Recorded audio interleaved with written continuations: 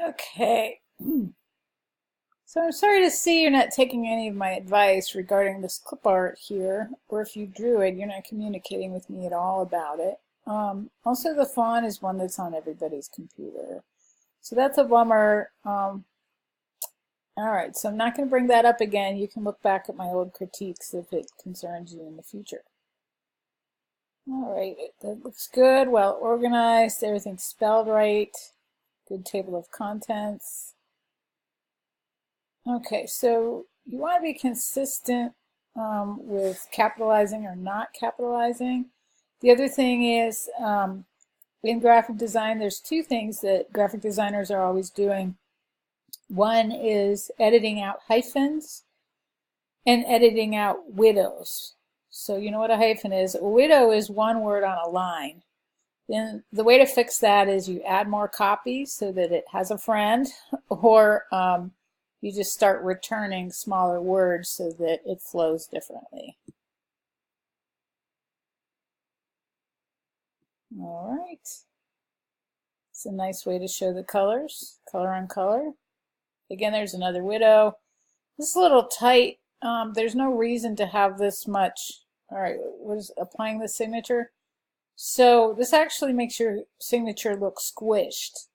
So consider reducing the size of this font. Actually, you could reduce it by half, and then you know, treat your logo as if it's on a stage.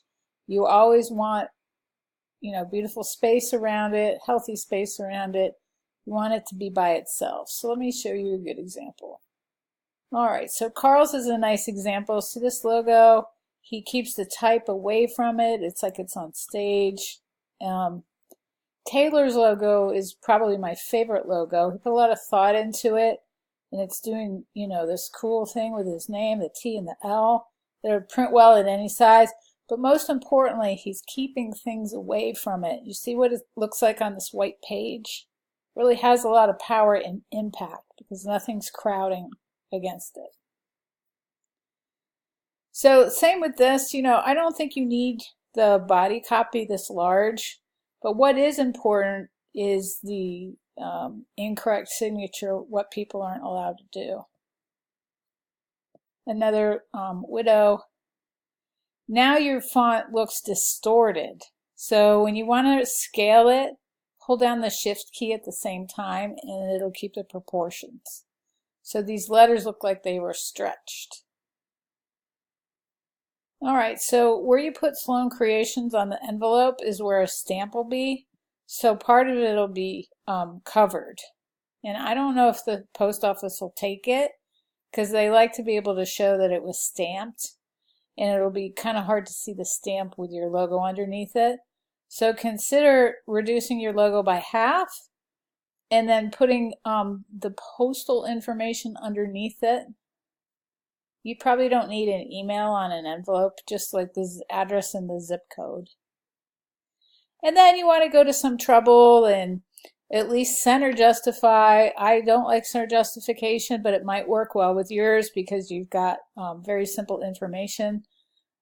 Left align it.